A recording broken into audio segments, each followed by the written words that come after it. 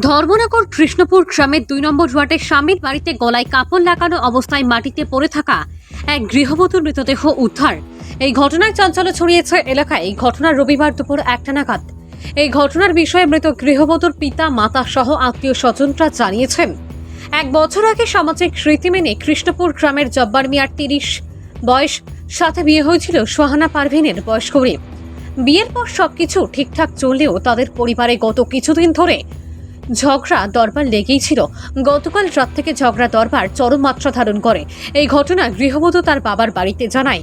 এরপর বাবার বাড়ি থেকে রবিবার মেয়ের বাড়িতে আসবেন বলে জানানো হয়েছিল, কিন্তু এর আগেই তারা জানতে পারেন তাদের মেয়ে গলায় ফাঁসি দিয়ে আত্মহত্যা করেছে। তারা অভিযোগ করেন তাদের মেয়েকে খুন করা হয়েছে। তারাই সঠিক বিচার চান। এই ঘটনার খবর পেয়ে সেখানে ছুটে যায় পুলিশ এবং মৃতদেহ উদ্ধার করে জেলা হাসপাতালের মর্গে নিয়ে আসে। এই ঘটনার বিষয়ে ধর্মনগর থানার ওসি জানিয়েছেন। ভানুচন্দ্রের রিপোর্ট, আসাম প্রাইম নেটওয়ার্ক। আজকে থেকে 5-7 দিন থাকি একটু তারা ফ্যামিলির মানে ঝামেলাটা চলে। আমরা যতটুকু জানি, আমি হইলাম কাকার তো বড়ো ভাই, মেয়ের আপন বাবা এবং মা। তো এইরকম চলে নর্মালি এরাও তো আইসে গেছে। এরপরে গতকালকে রাত্রে তাকে মানে খুব টকচারিং বেশি ওর। আমি যতটুকু জানি যে ফোন গেছে বাড়ির মধ্যে যে আমার এইরকম অত্যাচার করা মারধর করা, তোমরা একবার আও আগামীকালকে সকালে। তথাপি মানে বাবাই রেসপন্স দিচ্ছেন যে আমি আগামীকালকে সকালে আমি আইলে পরে এখানেও যারা বুদ্ধিজীবী মহল আছে এরা লইয়া বইলে পরে জিনিসটা বুঝবো কেমনি। আমরা আবার 1 ঘন্টা আধা ঘন্টা আগেও মানে আমরা শুনছি যে তাই এইরকম গড় মানে ফাঁসিতে আত্মহত্যা আমরা তো শুনিয়া স্বাভাবিক আইছি। আবার পরে যে এইখানে দেখলাম গড়ের ভিতরে মানে তাইরে নিচে রাখা ফালাই, গলাত উন্না লাগাই এবং দরজা উর্জা ভাঙ্গা, ঘরের ভিতরে বিভিন্ন আসবাবপত্র সব এলোমেলো করে রাখা। এই অবস্থা অতটুকু জানি যে গতকালকে রাত্রে আবার তাই পুরা টাকচারিং করে হয়েছে জামাই এবং শাশুড়ি এবং অল ফ্যামিলি।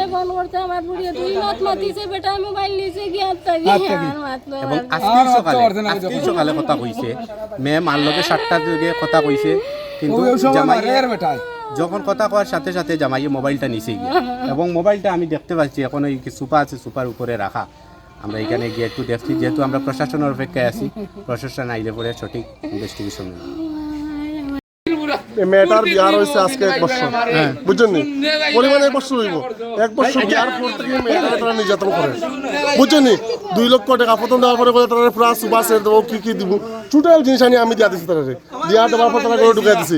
এরপরে 4-5 দিন পরে আবার তারা চার্জ করছে। আমি 2 লক্ষ টাকা তারা বয়স্ক মারাতে জানিয়ে দিচ্ছি 2 লক্ষ টাকা, বুঝছেন নি? এরপরে কালকে আবার তারা 2 লক্ষ টাকা চাইছে। আমি কিছু কমপ্লেন করবো, পুলিশ কমপ্লেনের কথা কয় তারা মারা দিয়েছে। আর এখন তারা পুলিশের তারা যে বনিজামাই আছে, বনিজামাইটা বর্তমানে তার মধ্যে ক্যারাম বোর্ড খেলার ওই আসামি হয়ে যায়। ক্যারাম বোর্ড করে কত মনে করতে না, মহিলা টানার উপরে 2তলার উপরে ক্যারাম বোর্ড করে তারা বনিজামাই।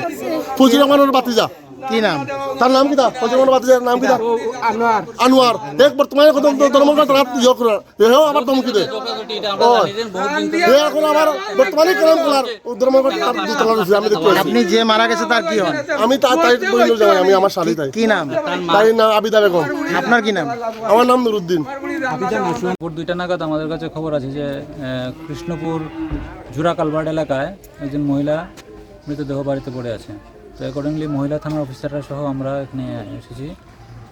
এখানে দেখতে পেলাম যে একজন মহিলা দেখতে মনে হচ্ছে ফাঁসিতে ঝুলানো অবস্থায়, কিন্তু তার গলাতে দড়ি লটকানো এবং দেহটা নিচে পড়ে আছে আর কি। এই ব্যাপারে আমরা পোস্টমর্টমের জন্য বডিটাকে ধর্মনগর মর্গে পাঠিয়েছি। পোস্টমর্টমের পরে ডিটেলস জানা যাবে, কজ অফ ডেথ।